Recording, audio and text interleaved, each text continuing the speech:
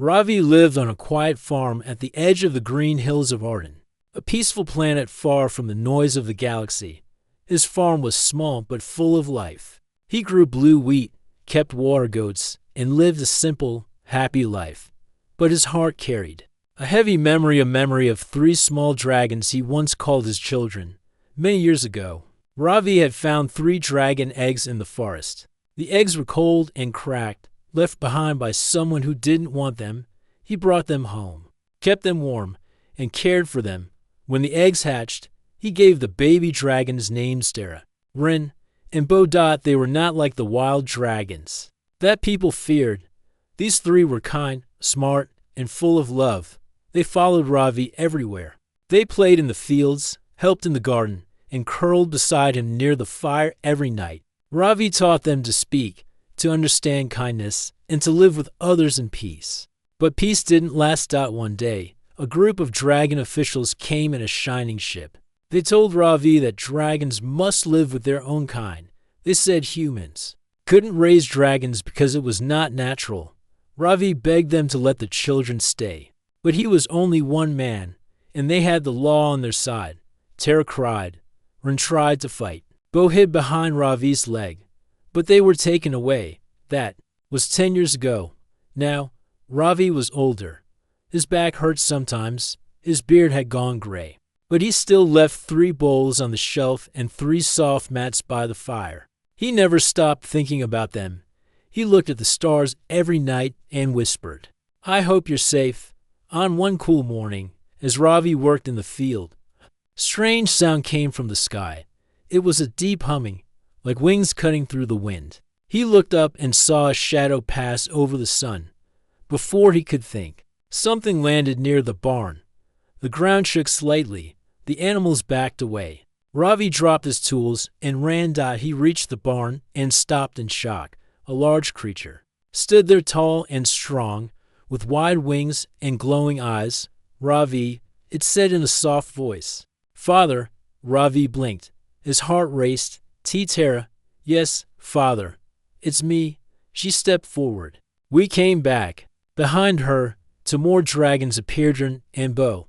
They were much bigger now. Their scales were strong like armor. Their eyes were full of light, but they still looked at him like children looking for comfort. Ravi's eyes filled with tears. He stepped forward, and Tara bent her head. He placed his hand gently on her snout. "You came home," he whispered. "Yes," said Bo, smiling. "We missed you. We left everything behind," Rin added, "because you are our true father." Ravi hugged them one by one. His arms could not reach around their necks, but they felt his warmth, and they knew it was real. For the rest of the day, laughter filled the farm. Tara flew above the field, clearing away clouds for the sun. Bo lifted heavy barrels with ease. Rin chased birds just like he did when he was young. Ravi made stew, and they all sat around the fire, just like before. "I don't care what the dragon world says," Ravi said. "You are my children. This is your home." But far above the planet, something watched them. A small metal object, shaped like a silver eye, floated in orbit. It had been sleeping for many years, but when Tara and her brothers entered the planet's sky, their energy woke it up. It clicked and spun, scanning for heat and sound. When it found the dragons hugging Ravi, it sent a silent signal into space. That night, Ravi told stories by the fire. "Remember the time you 3 chased that wind goat into the pond?" He laughed. Bo chuckled. It screamed like a songbird. "I almost got stuck in the mud," Rin added. Tara smiled but looked at the sky. "Father, did you ever think of us after we left every day?" Ravi said, "I never stopped." Tara nodded, but her eyes stayed on the stars. Something felt wrong in her heart, like a whisper in the wind. She didn't say anything, but her tail twitched. Later, while Ravi slept peacefully near the fire, the dragon sat outside under the moonlight. "I feel like we are being watched," Tara said softly. Bo looked around. "No one followed us. Not with eyes," Tara said, "but with machines." Rin stepped forward. "If they come, we protect him, no matter what." Tara nodded. "Yes, he raised us with love. Now we protect him with fire." But none of them knew the silent I had already sent a message to the rulers of the Zarn Empire, the most powerful force in the galaxy. And the message said, illegal dragon-human bond located. Planet, Arden. Subject, human male. Code red. For the first time in many years, Ravi's house was filled with joy. Terra, Ren, and Bo had returned. And it felt like a dream. Ravi cooked large meals, and the dragons helped with everything. They cleaned the barn, fixed the roof, and even rebuilt the broken fence around the garden. The dragons were strong now. They had grown bigger and wiser. But inside, they were still the same children who once chased butterflies in the field and waited for bedtime. Stories. But unknown to them, danger was slowly moving closer. High above Arden, a quiet ship floated in orbit. It was black like space, and invisible to normal eyes. Inside the ship, a group of aliens sat around a glowing table. Their skin was silver and thin, and their eyes were dark and cold. They were part of the Zarn Empire, rulers of many planets and creators of strict laws. One of the aliens stood up. His name was Commander Morkel. He looked at the message sent by the metal spy that floated above Arden. The message showed images of the dragons hugging a human, calling him father. This is against our law, Morkel said. Dragons are not allowed to form family bonds with humans. Should we attack? One of the officers asked. Not yet, Morkel said. We must watch longer. If these dragons have fully joined with a human, they may be dangerous. The ship stayed hidden. It sent small spy devices down to Arden, shaped like flying insects. They were silent and fast. No one on the planet could see them. Down on the farm, Ravi was feeling young again. He stood outside with Terra, looking at the stars. Do you remember when I used to carry you on my shoulders? Ravi asked. Terra laughed softly. Now I could carry you and the whole barn. I don't doubt it, Ravi smiled. Rin and Bo were near the pond, skipping stones.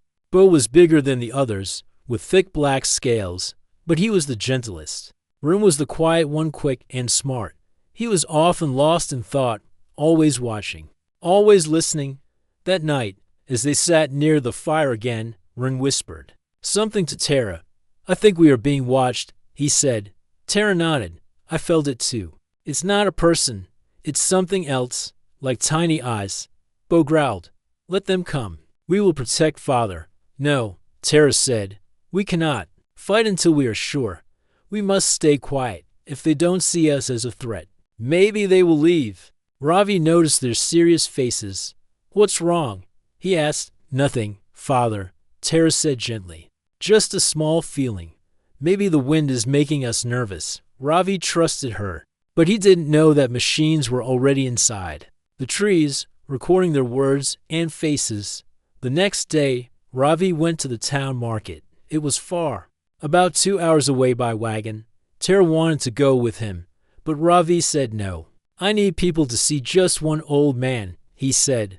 Not a giant dragon walking beside him. Let's not bring attention yet. Ravi rode away, and the dragon stayed behind. They watched the sky again and waited. In town, Ravi met an old friend, Callow, a merchant who sold tools and seeds. Ravi, Callow said, lowering his voice. Strange people are asking strange questions. They came 2 days ago. Said they were studying dragon activity near your area. Ravi felt a chill. What kind of people? They were quiet, tall, wore suits with blinking lights. I didn't like their eyes. Ravi thanked him and bought what he needed. On the way back, he kept thinking, they're here. They know. When he reached home, the dragons met him at the gate. He quickly told them what Callow had said. Ryan spoke first. They will come soon. Then we should leave, Bo said, his wings shaking. No, Ravi said. This is your home. I won't run. But we don't want to put you in danger, Terra said. Ravi smiled. You are my children, and a father doesn't run from danger. He protects. That evening, they all worked together. The dragons began digging secret tunnels under the barn and fields. They moved rocks, made rooms underground, and created escape paths. Ravi prepared food and stored it below. He also found old tools, sharp sticks, and metal wires. He didn't have weapons, But he had clever ideas. While they worked, more flying spy machines circled above. Watching everything in the Zarn ship, Commander Morkel watched the screen. They are preparing for battle, he said. The human is helping.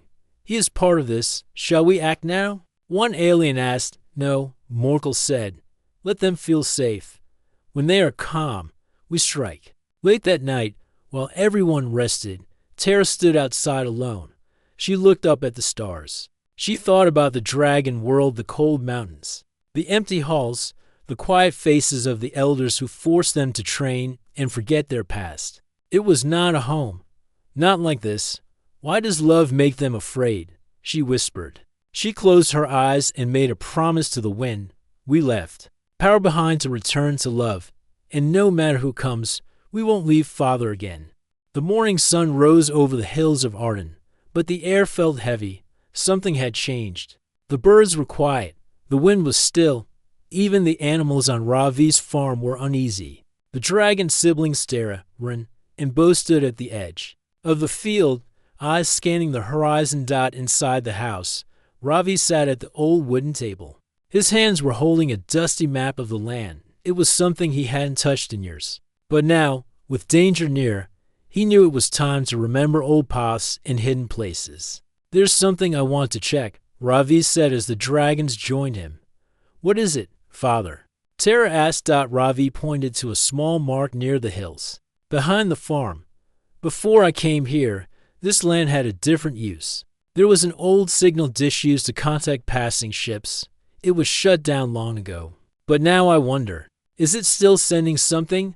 Rin's eyes narrowed. A signal dish? Could that be how they found us? Maybe, Ravi said. If someone reactivated it, or if it woke up on its own, it could have sent a signal into space. Bo stood up. Let's go and find out. They walked together into the hills. The path was steep and covered in dry grass. Old rocks crumbled beneath their feet, and strange birds watched from the trees. As they climbed higher, the wind grew colder. Finally, they reached a clearing. There, half buried in the ground, stood the remains of the signal dish. It was rusty and broken, covered in moss and vines. But the central eye, the part that sent messages, still glowed faintly. Ravi stepped closer. I remember this place. We thought it was dead. But look, it's alive again. Rin crouched near the base and touched the wires. These lines are warm. That means power's flowing. Something reactivated it. Tara sniffed the air, and not by accident. Someone touched this recently. They looked around but saw no one. Still, they felt a presence. Bo's tail twitched. We should destroy it. Wait, Ravi said. Let me try something first. He opened a metal panel and pulled a small lever. The dish turned slightly, creaked, and then powered down. The light faded.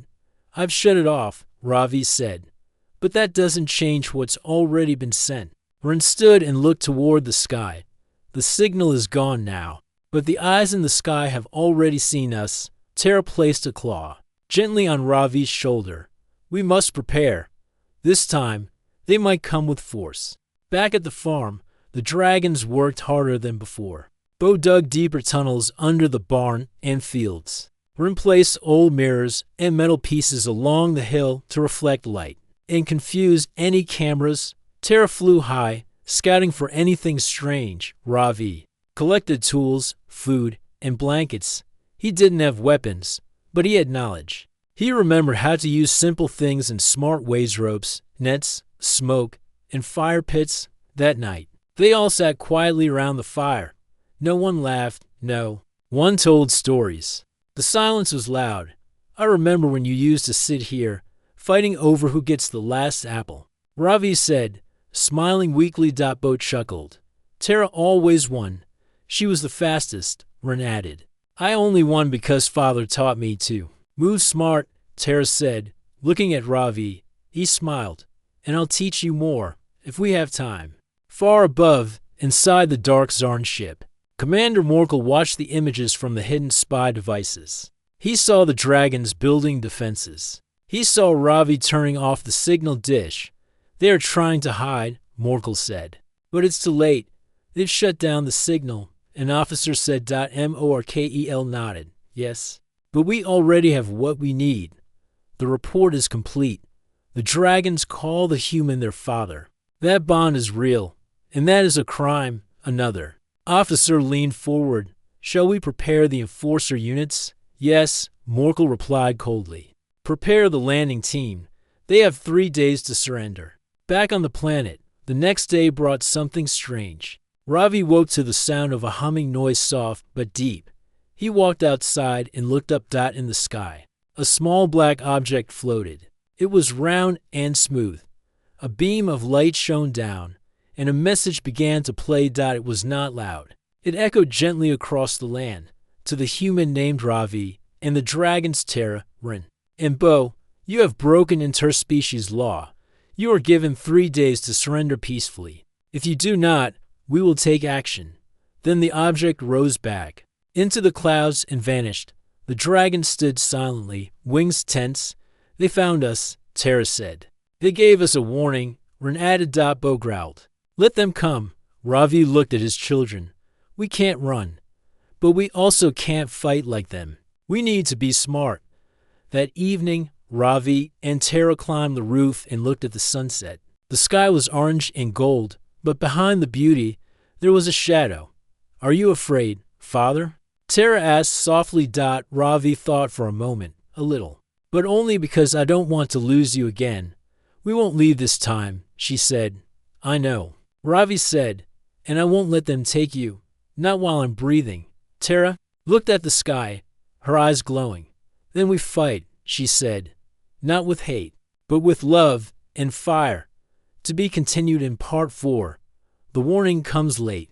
The sun rose slowly over the green hills of Arden, but the peace of the morning was broken by a deep worry in Ravi's heart. The warning from the Tsar Empire had arrived like a dark cloud.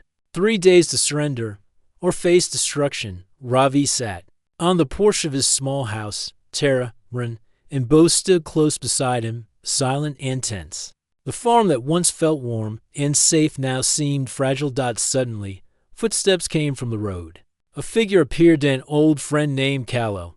He was a traveling merchant who knew much about the land and its dangers. His face was serious, and his eyes looked tired. Ravi, Callow said quietly. I heard what the aliens said. 3 days only. Ravi nodded. We knew they were coming, but I hoped. Callow shook his head. Hoping won't stop them. They are strong and without mercy. Terra stepped forward. We will fight. We will protect Father and this home. Callow looked at her with respect. You are brave, young dragon, but you must be smart. The Tsar Empire uses more than power. They use fear and traps. Ravi stood up. Then we prepare. We must be ready for anything. Inside the house, the family gathered around the table. They spoke quietly, but with purpose. Bo spoke first. Father, I want to attack their ships before they land. Strike first. Ravi shook his head.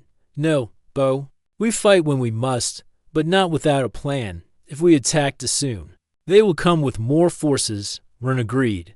We need to protect the farm and make sure we can escape if needed.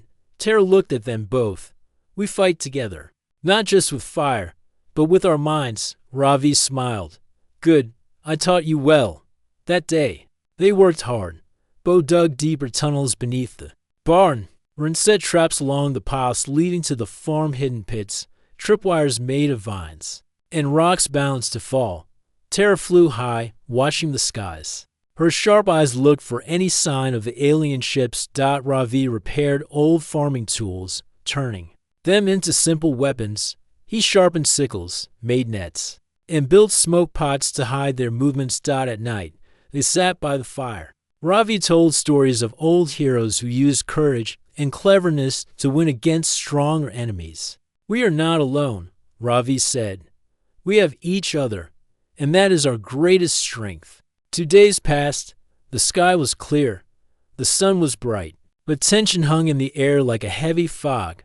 That evening, a strange sound broke the quiet. It was a ship. Not one, but many. In the distance, dark shapes moved across the sky. The Tsar enforcers had arrived. Ravi, Terra, Rin, and Bo watched as the ships landed near the edge of the forest. From the largest ship, Commander Morkel appeared.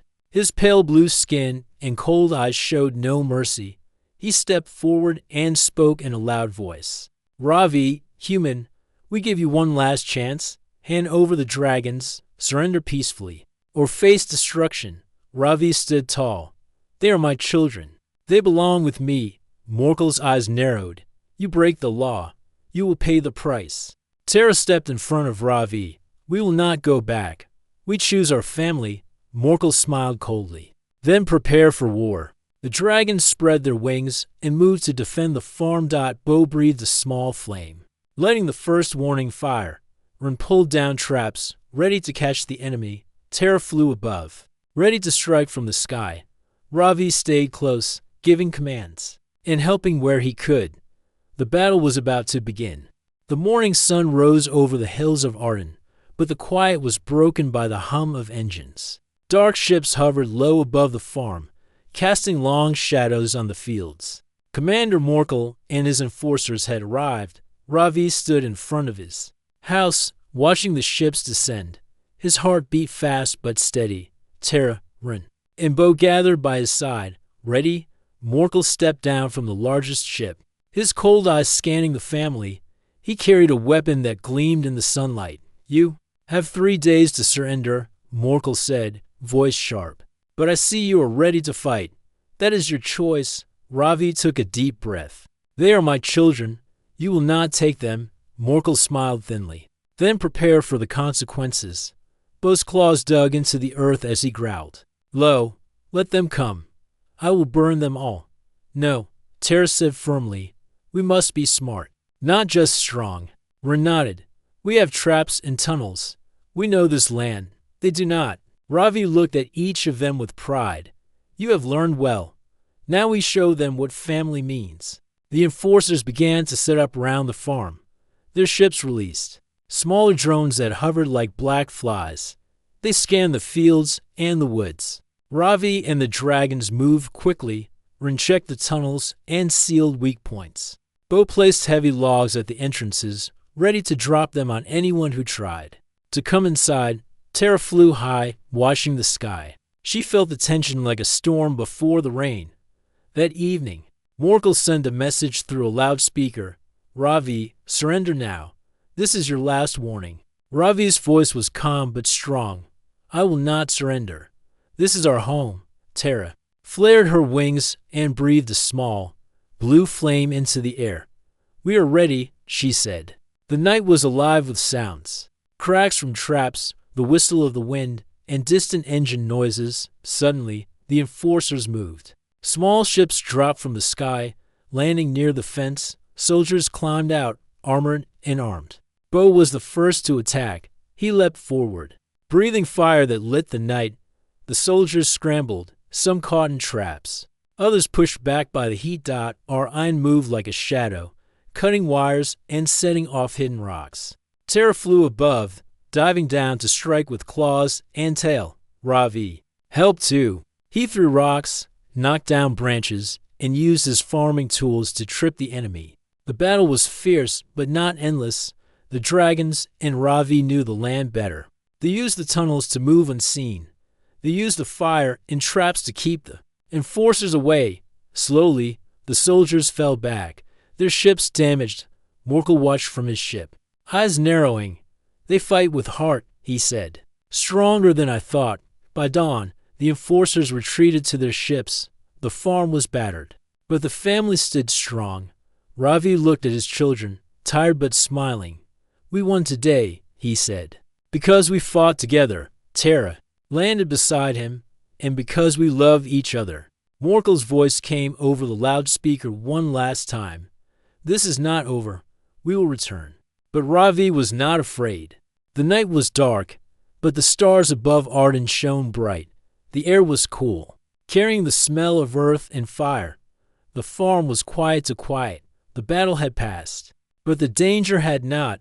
Ravi sat by the fire, rubbing his tired hands. Tara, Ren, and Bo gathered close. Their scales still glowed faintly from the fight. Bo was restless. They will come back, stronger this time. Tara nodded. We must be ready, not just with fire, but with our minds. Ravi looked at his children. with pride. You have grown strong. But remember, power is not just in fire or claws. It is in love. And in cleverness. Suddenly, a low rumble shook the ground. The sky lit up with sharp beams from the approaching enforcer ships. They are back, Ren said. Eyes sharp. Ravi stood. Then let us show them what family can do. The enforcers landed in force. Their ships opened, releasing squads of soldiers, and attacked drones. The black machines moved quickly, scanning for the dragons. But this time, Ravi and the dragons were ready. Bo took the lead, breathing great bursts of blue fire that burned through the enemy's shields. His flames lit the night sky, a bright warning. Terra flew high. Using the stars to guide her movements, she dove and twisted, striking drones with her sharp tail and claws. Ren moved silently through the tunnels, setting off traps and confusing the enemy. His quick thinking saved Ravi when a drone sneaked near the barn. Ravi fought with no powers, but his heart was fierce. He threw rocks, tripped soldiers, and used his farming tools as weapons. Father, Terra called. Here, Ravi saw a drone moving fast toward them. He grabbed a long metal rod and struck the machine, breaking its sensors. The dragons circled around him, protecting their family. The battle lasted hours. Flames, sparks, and smoke filled the air. But the enforcers were not ready for the strength of love and courage. Slowly, the enemy forces began to retreat. Their ships were damaged, and their soldiers tired. Morkel's voice came over the loudspeaker. You have shown power, but this is only the beginning. When the fight ended, Ravi and the dragon stood together, breathing heavy but proud. Bo looked at the sky. We defended our home. Terra smiled. Because we fight as one. Ravi hugged them. You are my children. Together, we are stronger than any enemy far above. The stars watched quietly. The Zarn Empire knew they could not break a family's love. The sun rose slowly over the quiet farm on Arden. The stars faded, and a new day began. But for Ravi and his dragon children Terra, Ren, and Bo, the day felt like a victory. They had survived, they had fought together, and their family was stronger than ever. The sky was clear and blue, but the threat of the Zarn Empire still lingered like a shadow. The enforcers had left for now, but everyone knew they could return. Ravi stood outside, looking at the hills and the green fields. He was tired, but his heart was full. We have done what we can, he said softly. Terra came to his side. Father, they will think twice before coming back. They saw our strength. But more than that, they saw our love. Ren nodded. Love is something they cannot control. Bo smiled, showing his sharp teeth. They may have weapons and ships, but we have each other. That day, word spread across Arden. People in nearby towns heard stories about the human with 3 dragons, who fought the mighty Zarn enforcers and won. The story inspired hope. Not all dragons agree with the Empire's laws. Many wish to see freedom and peace between species. Some dragons secretly sent messages of support to Terra, Ren, and Bo. Ravi was surprised by the warmth from the dragon. World he once feared would never accept his family. Weeks passed. The Zarn Empire watched from afar. They sent scouts but did not dare to attack again. Commander Morkel spoke in a council meeting with other leaders of the Empire. The human and dragons have united in a way we did not expect. Morkel said, their bond is strong and brave. To break it would cause unrest. The leaders agreed to pause their actions and observe for now. Peace was the wiser choice. Back on the farm, life slowly returned to normal. The dragons helped Ravi with daily work, and the family shared laughter again. One afternoon, Ravi taught the dragons to plant new crops. They worked together under the warm sun. Terra looked at her father. You saved us not only with fire, but with your heart. Ravi smiled. And you showed me the true meaning of family. As the sun set, the family stood on the hill, looking at the sky. Terra spread her great wings. Father, will you fly with us? Ravi laughed softly. I may be old, but I will try. Bo and Ren smiled and waited. With gentle strength, Terra lifted Ravi into the air. He felt the wind on his face and the stars around him for a moment. He was young again. Together, they flew across the skies of Arden, a family united, free, and strong. The stars watched quietly, knowing this was only the beginning of a new story, a story where love and courage could change the galaxy.